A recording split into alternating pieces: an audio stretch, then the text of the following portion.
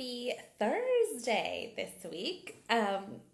Welcome to my tea break chat. So for those who don't know me, my name is Lindsey Hall, and I'm an intimacy and empowerment coach. And what that means to me, that can mean lots of different things, but what that means to me is that I help people deepen an intimacy with themselves and with others. I really help you own your pleasure and your power and live a life that you absolutely fucking love. That is the main purpose of all of the work that I do. And part of what I do is I do these weekly tea break chat and Q&As where I will come on and talk to you about what's been going on in my life for the last week, what's come up, what lessons I've learned, what's been going on, just, general life chit chat for a while. And then I will answer your questions. And I'm going to be honest, this week feels tough for me to do. I've been doing these for over a year. They're totally normal for me. In fact, if you want to go on my YouTube, you can see all of the past episodes, if you will. So the whole series is up there.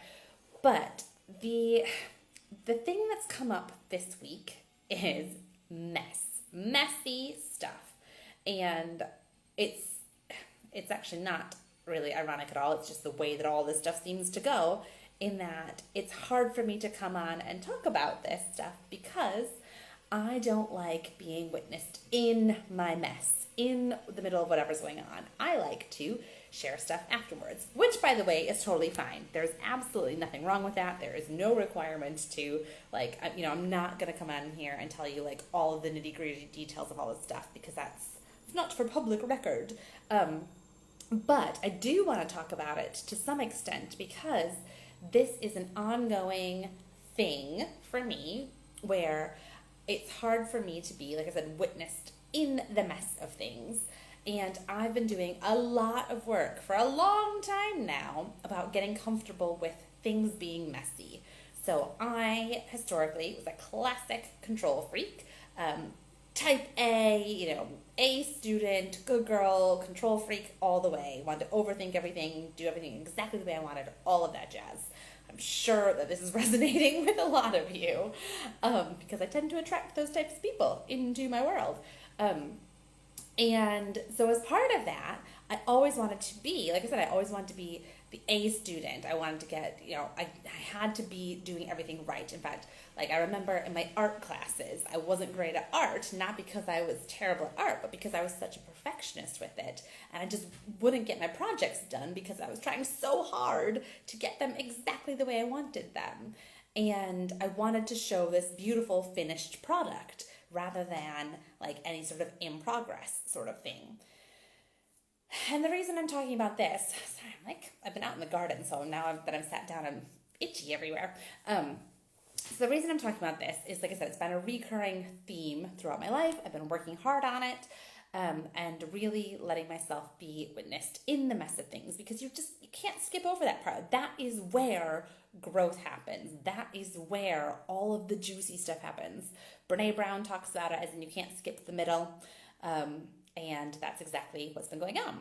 So in the last week or two, it's come up again, and I've been talking to my coach about this. And I was talking about it originally in terms of business stuff and how in certain, because I'm starting to look into, I'm always changing my business. If you've been here for a while, you'll know that my business evolves and shifts, as do all businesses, but especially when you're a solo entrepreneur like I am, you can do whatever you want. So anyway, been looking at some new stuff in my business. I was talking to my coach about it and saying how in a lot of ways I've gotten so much better at just being messy with things.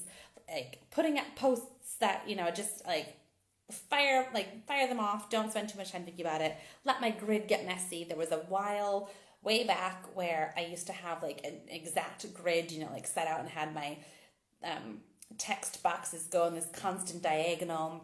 And then a long time ago, I was like, fuck the grid, just, put up what I want when I want to put it up. And then in a lot of ways, I've really gotten good at embracing the mess. But it comes up again and again and again. And last week it came up because first of all, like I said, I'm looking into doing something new in my business and was really struggling with a block. And in the block, like trying to figure out what this block was and why I wasn't progressing with it, I came up that like, but what if people see me get messy? What if, in particular, people that I used to work with, people who I know from my corporate accounting world, my professional network, what if they see me get messy? I'm okay with the world of Instagram seeing me get messy. Fine, no problem, is what I was thinking. But what if my professional network sees that? What if I go in with a pitch and I mess it up and I sound, blah comes out instead of this beautiful smooth pitch? Or what if I get the gig that I want and then actually I'm no good at it and I mess up while I'm in there? And these fears were coming up around that and going like, but I can't let them see me be messy.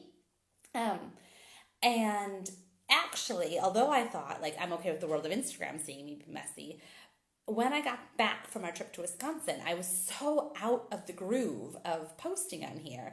I had put another new block in place of like, how do I have to make every post be some beautiful long, if you've been around for a while, you know that a lot of my captions on posts are quite long, because I usually have a lot to say, but I was really like psyching myself out and not posting what I wanted to post because I had to save it for later till I could write some long perfect caption rather than just saying the thing I want to say. So I had to get myself back into the just throw it, like if I have something to say, just say it. It doesn't have to be perfect. It's okay if it's messy. And with the whole professional network thing and coaching there, it was realizing that actually the whole point of what I want to coach about is letting yourself be messy, letting yourself be a human, being in touch with that part of you and knowing that it's okay to make mistakes, and it doesn't mean that you're a horrible person or unlovable or any of that stuff. And so I've really been in those areas talking to my coach and getting really comfortable with, no, I want to embrace the mess. Bring it on. I have done so much work. I know I can handle the mess. If things go wrong, I can handle them. I have the tools. I know how to do this. This is the whole point of my work, is that I don't have to be perfect all the time, and neither do you, but we learn from it. We grow from it. We look at how to continuously elevate, how to continuously expand, how to continuously grow in this stuff. Like, cool, good. Whew, glad I, cross that one off again. I'm sure I'm going to come back to this again and again because I come back to this topic in different forms all the time. Well, wouldn't you know, as I am spending all this time talking about mess in my business and how I'm so comfortable embracing it again, it comes up in my personal life and in a whole new level. So when I'm talking about you hit the same sort of problem again and again, and I think I've done this in my hands a few times, because what I mean is it's not like, oh no, I thought I had done this and here I am back in the same spot again. It's not like that. It's more like a spiral staircase. So you go, oh, here's this problem. I've worked through it. Up a level. Oh, now I'm seeing it again, but from a new level. Then you work through it. Then you go again and you go, oh, here's the thing again, but from another new level. Oh, and you keep, so it's new, you're coming at it from different angles, from new levels. It is constant growth, but you can, and this is really, really common, you hit those same things, but that growth is going, okay, before I would have done it like this, and now I'm doing it like this. That's good. But now how do I get from here to here? And that is that constant elevation. Plug for Elevate, my one-to-one coaching package. I will come back to that at the end. But anyway, so got through this, the mess issue in my work life again, so I thought, and then came across it in my personal life. And like I said, this time it hit in a whole new way that I haven't had before. And it's come up in my personal life in 2 different relationships that are both very, very important to me. And let me tell you, sitting with the mess is still uncomfortable as fuck for me. Okay, there is no getting around that. I am way more comfortable with it than I was before, but I do not love it. I'm not sure I'm ever going to love sitting in the mess, but that is the part of this work. And I can see huge growth this time because when I'm in that mess, and by mess, somebody asked me to explain that this week, and it's sort of tricky for me because basically mess means like anything human. Messy is like all the human stuff that goes on. So like I said, in my business, my example was like, well, what if I'm trying to give a pitch and I mess up my words? Or what if I get the gig that I want and then it doesn't come out in nice smooth presentation? What if I stumble or, do something in the wrong order, or people don't like what I presented? That can be that kind of mess. In my personal life, it's meant more like really hard conversations with people, or not even having the conversations, just going straight to the fight.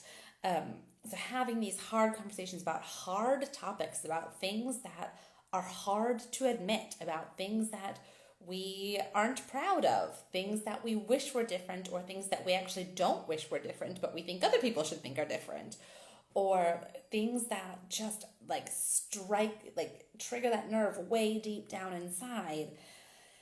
And like I said, some of it can be just not even getting to those deep, intimate conversations, but just fighting and letting old patterns come in and letting old things where like explosive stuff happen.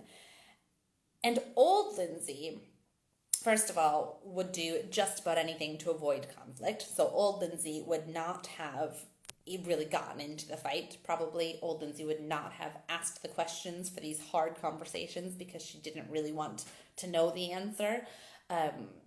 Old Lindsey would have, when she heard an answer she didn't like, she would have tried to control the situation. Old Lindsey would have said like, well, this is how you fix it. This is what you need to do for that thing that you just told me about, even though you didn't ask me for an answer. And I would have tried to take control of the situation in some way, or avoided it altogether.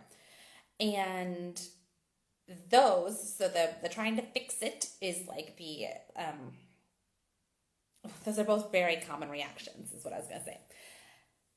Current Lindsey still wants to do those things. Current Lindsey still wants to either avoid the hard conversations altogether or fix the uncomfortableness. Like, please don't let this be so uncomfortable. Are you okay? Am I okay? Are we okay? Let me just grab onto you and pull you in closer. And those urges are still in there. And I know that those aren't the answers that I want to do anymore. I know that sometimes we have to just sit with the hard. Sometimes we cannot fix the situation, or we shouldn't try and fix it. The best thing to do is to give it space. It's not running away from it. It's not coming back to it. It's not going, are we okay? It's going, whew, that was hard. That was messy. Should we go to bed now? Or can I call you tomorrow? Or let's just give this some breathing room and come back to it. Or that sort of thing. Or going, you know what? I don't know the next steps, but I know that was messy. And it's also being willing to admit that, both people's part in the mess. And going, okay, I didn't handle that great. And yes, I have high expectations for myself. I'm an intimacy coach. I want to do all the things in deepen all of our intimacy in the perfect ways all the time. I want that for myself. Other people know I'm an intimacy coach, and they expect me to sometimes to do things the perfect way, have the best conversations, and to be super gentle on everybody's feelings all the time. Intimacy coaches mess it up. We are messy too. I am messy. I don't always handle things in the best way. I don't always react in the best way. I might do something that doesn't line up with my highest self. That doesn't mean I'm not trying. That doesn't mean I'm not growing. It means I'm a messy human, as are all of you. If any of you try and tell me you're not messy, you're lying to yourself and to me. Because we just are. That's what happens with being human. So, again, this week, the practice has been the breathing, the giving it space, the knowing that I cannot fix it all at exactly the right time when I want to fix it, the knowing that sometimes the best thing to do is to just step away for a moment, calm down my nervous system, and know that we can come back to this. Running away from the mess doesn't make it go away. If your kids trash the living room and you close the door at night and try and run away from it, when you open the door the next morning, the mess is still going to be there. So running away doesn't fix it. It doesn't make it go away. But you don't always have to clean up the living room right then and there. Sometimes it's okay to say, we're going to come back to this, but you do need to come back to it. And that's been where I've been at this week. It's been sitting with the mess. It's been going, that was really hard. That was big stuff. Thank you for sharing that with me. I feel vulnerable for sharing that with you. I wish that we had handled this differently. I don't know what we're going to do going forward. This is not where I want to be right now. How do we get there? Are we going to get there together? Are we going to get there separately? And this has been, like I said, in a few different relationships. So when things come up, when themes come up in our life, they tend to come up reoccurring. And that is exactly what's been happening for me this week.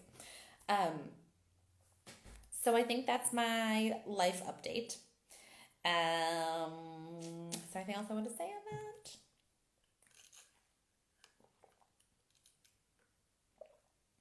I don't think so. I'm just going to continue to sit with it, to do the things I know how to do, to calm my nervous system, to remind myself that I am not an evil, horrible person or whatever, else might be coming up, to remind myself that I make mistakes, but I also live with integrity, and to know that I am doing the things that I know to do to get back into alignment with that. Talking to my coach a lot, and just knowing that this is all part of the journey. Yay! Okay, moving on to the Q&A part. So I had one question this week, which was somebody saying, so they have been going nonstop for months now with huge life stress and disturbance and turbulence and like big things like house stress and just big stuff. And said, when I finally got the house to myself for the first time in like 2 months, worked from home, kids were out, husband was out, and my body just stopped. This is the question I was getting. This isn't a voice note, so it doesn't fit my little question box. Body felt slow, head felt foggy, chest was actually racing, and saying, am I ill? Am I having a breakdown? Like, what is this? And my answer, my love, is that you are not ill. Well, you might get ill because your body does that sometimes too. But this is not illness. It's not a breakdown, but it is your body saying, what the fuck are you doing to me? I need to calm down. And your body gives us those messages loud and clear sometimes. And when you are running for so long on adrenaline and caffeine and just constant go, go, go, because you might, it feels like we have to, and we've got that much upheaval in our life and that much going on and like no sort of routine anymore, things changing all the time. You're trying to manage yourself and your kids and the house and all of the things. Your body's like, ooh. And then the moment that you slow down for a minute, your body goes, oh, I'm done. And that is what you're experiencing right now. And it doesn't feel great. And my biggest piece of advice, which I know is easier said than done, but is to slow down. Take this time if you can, and take longer to just let yourself be. Let yourself take the nap. If you sleep all afternoon and you were supposed to be at work, but you're working from home for the first time and you end up sleeping, that's okay. Because when you're in that state of craziness, like, when you're in this, like your brain is foggy and your body has slowed down and everything feels heavy, honestly, are you going to be producing your best work right then? I don't think so. It's actually going to end up better for everybody if you can get a little bit of rest time. And I know, like I said, I am not being delusional here, being like, oh, you've got tons of time now to like sit and chill out. I know that there is still all of the big stuff going on. There is still all of the house stuff and the kids stuff and the routine. But if you can find those moments, if you can find those moments where you can give yourself that rest, it will pay off. And the micro moments add up. So even if it is only micro moments, it is still worth doing. Let yourself sink into the couch and work while you've got Bridgerton on. Let yourself take the nap. Let yourself get help from people when they offer it. But wherever you can, slow it down and give yourself even a little bit of rest and downtime. Your body will thank you for it. And if you don't listen to it, to the little whispers, your body gets louder and louder and louder because it just can't operate at that level for prolonged periods of time. It's not sustainable for anybody. And we've all heard lots of talk about burnout. This is a really common thing, but it doesn't just happen at work. It happens in life too. And that is what is happening here. And your body's like, please stop. I don't want to burn out. I can't do anymore. I just need a rest. Give it to yourself. Give yourself the rest, okay? It is needed. And if you don't, that's when I said, like, your body will find a way to slow you down. And that might come in the form of illness. That might come in the form of a breakdown. That might come in the form of bigger things. So listen to it now while you can before it gets louder and more obnoxious. Sending you so much love because I know it's hard, but you got this. Okay, let's see if there's anything else. I don't think so.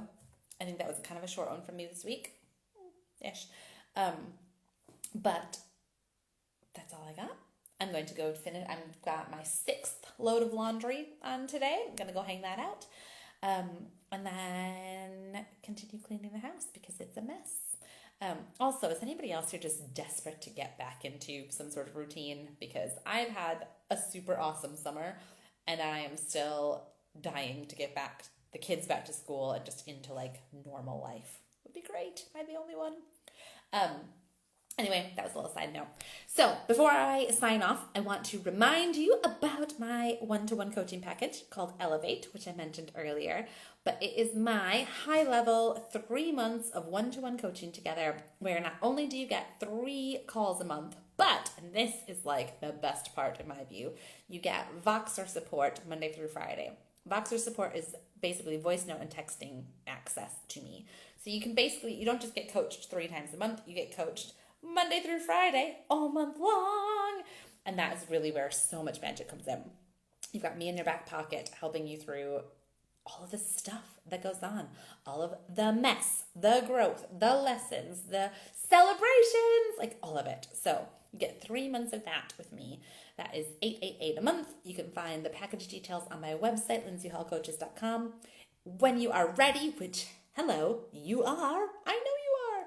When you are ready to dive into it and elevate everything in your life, no matter whether you're starting from here or here or here or here, wherever you are, when you are ready to elevate it, then go to the link in my bio and book your free intro call with me. Let's jump on a call. Let's do a vibe check. Make sure that we're on the same page. Make sure that you think I'm a good coach for you. I think you're a good fit with me. And as long as we're good to go on that, we can jump in and get you started. So, link in my bio to book your free intro call with me. Check out my website, lindseyhallcoaches.com. And I think that's it. Let me know what's come up for you, if anything. Let's continue the conversation. Please send me an email. You can send me an email at hello@lindseyhallcoaches.com. You can leave a message, a comment, do all the things. You got all the ways to get in touch with me. I don't need to list them all out. You know how the internet works. So let's please keep chatting. I would love to hear from you. Okay, sending you all my love. Mwah.